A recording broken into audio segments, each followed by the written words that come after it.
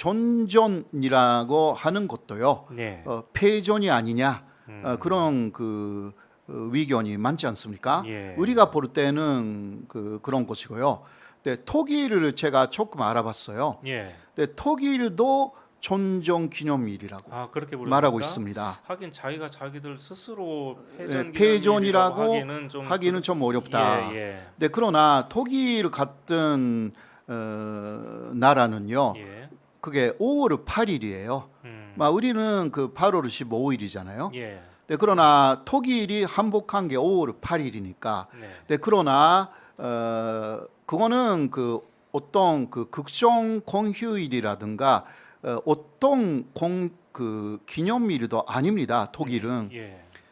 그냥 그 존중 기념일이라고 하는 것뿐이지 사람들은 그냥 지나가 버려요. 예. 그러한 상황입니다. 그래서 패전이나 존존이냐 이러한 논의가 한국이나 일본처럼 바로바로 않습니다. 예. 네, 그러나 이것은 그래도 40년 정도 전에 한 번 그 총리가 됐습니다. 그것은 패전이나 존존이라기보다 해방되었다.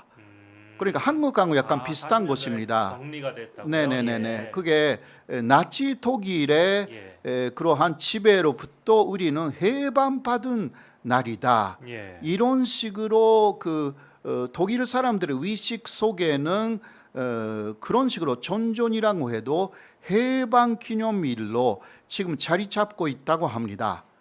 네. 일본에서도 그러니까 해방이라는 말을 사용하면 어떠냐라는 그 논의가 오는 게 아닙니다. 예. 그러나 그런 말을 극우 정권에서는 절대 쓰지는 않겠죠. 일본에서도 네. 해방일이라고 하고 우리나라도 해방일이라고 뭐 이렇게 하면 아주 좋을 텐데. 아주 좋겠네요. 예. 사실상 그렇게 되면 한일 관계는 좋아질 거예요. 네. 왜냐하면 45년까지의 일본의 국가주의로부터 해방되었다. 예. 그렇다면 국가주의의 그러한 그 후계자들 예. 아베 신조 전 총리도 사실상 키시노부스케가 그러한 그 만주국을 만든 세 사람 중 한 사람이었기 때문에 그 혈통이잖아요. 예.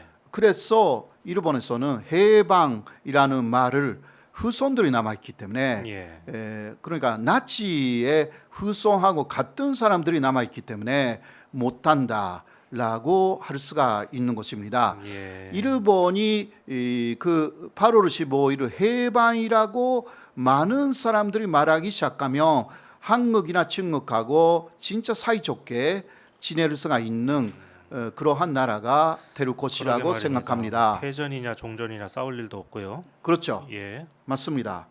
자, 8월 15일 그 일본의 전정 기념일에서 스가 총리는 메시지를 주도식에서 이야기를 했죠. 예. 그런데 대단히 우려스러운 메시지를 내놓은 것입니다. 그가 강조한 것은 적극적 평화주의였습니다. 그러니까 일본은 적극적 평화주의 깃발 아래 국제사회와 힘을 합쳐서 세계가 직면한 여러 과제를 해결하는 데 전력을 다할 것이다. 이렇게 이야기를 했죠. 그러면 적극적 평화주의가 있으면 소극적 평화주의가 있다는 얘기인가요? 그러니까 적극적 평화주의는 2014년에 아베 전 총리가 집단적 자위권 행사를 그 국회에서 통과시키는 논의를 하면서 그러니까 사실상 군사적 평화주의라는 말이죠. 예. 적극적 평화주의라는 것은 군사력을 배경으로 하는 평화주의다. 그 이야기입니다. 그렇군요. 예. 그러니까 사실 이것을 다시 말하기 시작했다라는 것은 그 스가도 그 완전히 극우적으로 그 군사적으로는 갔다. 그리고 이것은 그 미일 정상회담에서 대만 유사시에는 일본의 자위대가 미국을 돕겠다 이런 말까지 했기 때문에 그 연장선상에 있다 라고 할 수밖에 없습니다. 우리가 스가 총리는 그래도 아베 전 총리에 비해서는 조금 기대한 게 있었는데 이런 걸 보면 하나도 아베 전 총리 시절하고 이게 벗어난 게 하나도 없는 것 같습니다. 외교적으로는 예, 그 약간 그런 부분이 좀 크다고 할 수가 있고요. 네, 그러나 니카이라는 사람은 친한파였기 때문에 그런 요소가 전혀 없는 것도 또 아니고요. 네, 상당히 좀 복잡한 사람이라고 네. 할 수밖에 없습니다. 그리고 또 가장 문제는 인근 국가, 중국이나 그 동남아 그리고 우리 한국에 대한 가해 책임은 2차 아베 정권 때하고 마찬가지로 언급하지 않았다라는 게 우려스러운 부분이죠. 그러면 아베 정권이 들어서기 전까지는 이런 그 언급이 있었는데 네, 그 이후부터는 지금까지 계속 없었다는 얘기죠. 그런 이야기입니다. 예, 그러니까 그 사실 고이즈미 때도 쭉 이야기를 했습니다. 고노 담화하고 무라야마 담화를 개수한다라는 예, 말로 많이 대신했죠. 무라야마 담화 아시아에 대한 침략하고 식민 지배를 사과한 그 무라야마 담화를 계승한다라는 이야기를 이자 아베 정권 때부터는 일체 말하지 않게 된 것입니다. 그렇군요. 예. 네네. 자, 그러한 그 스가의 입장, 그러니까 일본 정부의 입장하고 대조적인 것은 일왕의 입장이죠.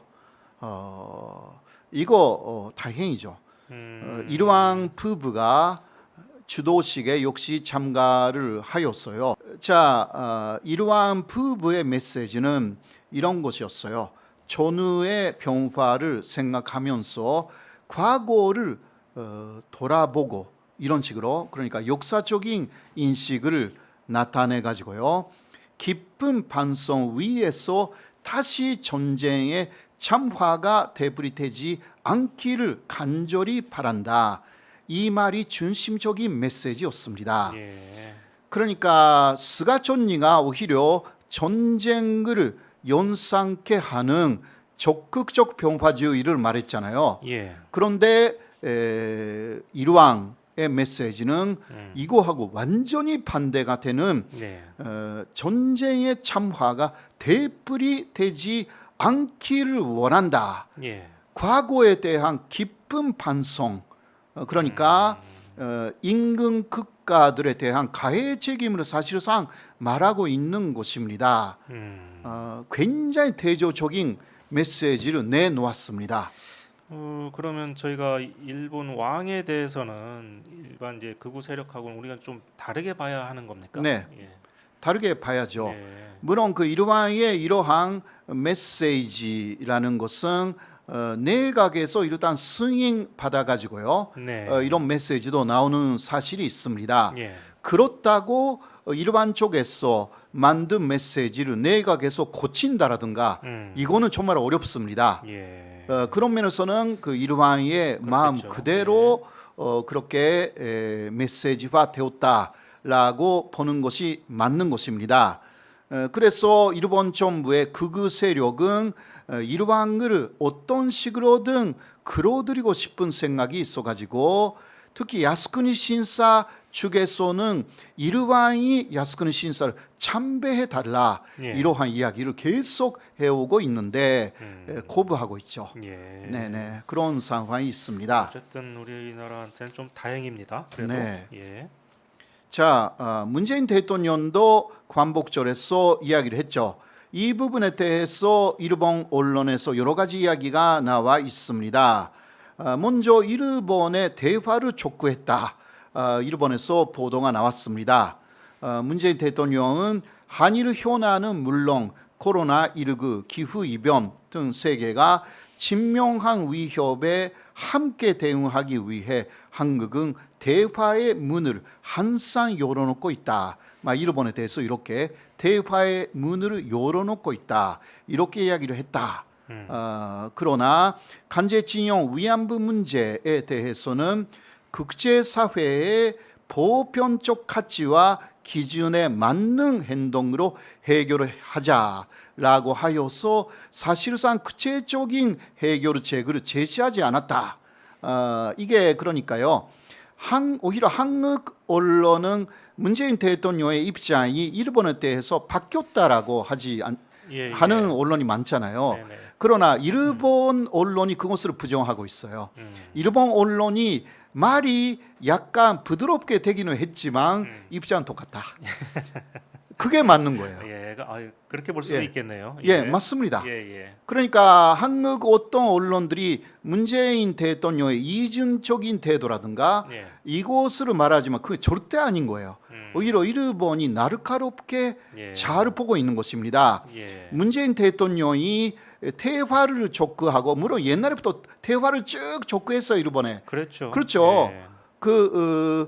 판선도 촉구를 했지만 예. 요새는 조금 부드러워졌다라는 것은 사실이지만 그러나 피해자 중심주의라는 거 예. 이런 부분은 전혀 바뀌지 않았다라는 것을 일본 언론이 예. 이거는 일본의 진보 언론이든 예. 보수 언론이든 다 지적합니다. 예. 그런데 우리는 보수하고 진보 언론이 평가가 너무 달라요.